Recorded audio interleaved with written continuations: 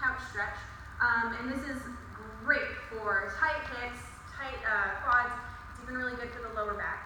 And again, this is kind of one of these stretches that we take through progression, so don't feel like if you're not in the exact position that I get into by the end, that you're not doing it right. It's all about proper progression. And again, this stretch, getting into it is really going to depend on how tight you are. And that's one of the reasons why we have a foam roller here, and we'll get to that in a second.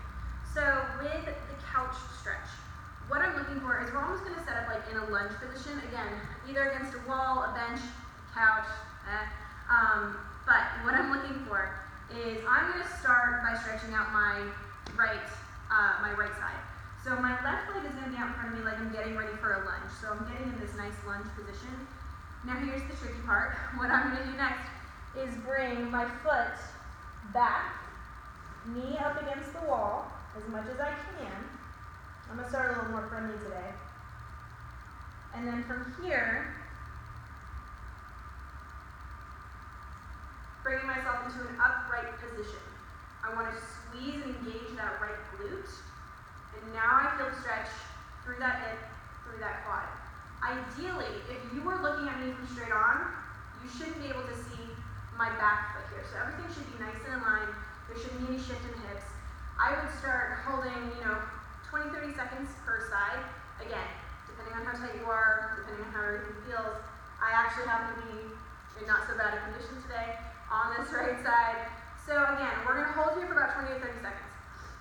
What I usually recommend, especially if you're very tight, is if you get up into that position and you don't feel good at all, things are now hurting, bring your knee further away from the wall and start there. I still want you in that good position, so I shouldn't be able to see your back foot from the front. Hips should be nice and square with each other, and we just start here. And we hold for 20 to 30 seconds. So I've got a good gap between my knee and the wall, and that's okay. The idea is to kind of work yourself back towards that wall. In between the time in these stretches, what I really like to do is superset this with a foam roller and foam roll the quad that I'm working on, the side that I'm working on. So since I'm working on my right side, I'm going to roll out just the right side here. And so I want to be kind of,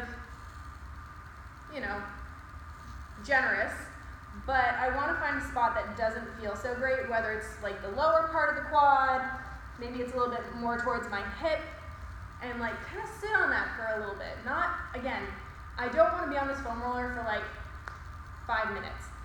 10 to 20 seconds max, maybe, even that. So get some work done on that quad, and then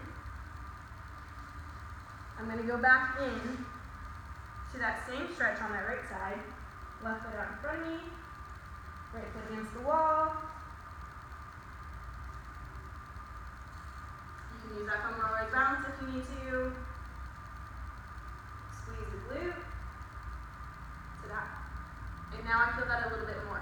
So again, when you're supersetting a stretch with some kind of either dynamic work like a pump or rolling it out on a foam roller, you can do a few sets of it. I wouldn't recommend just doing one set.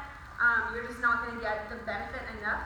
So do, 2, 3, 4 sets again, depending on your situation, depending on how tight you are. But this is our couch stretch. We love it.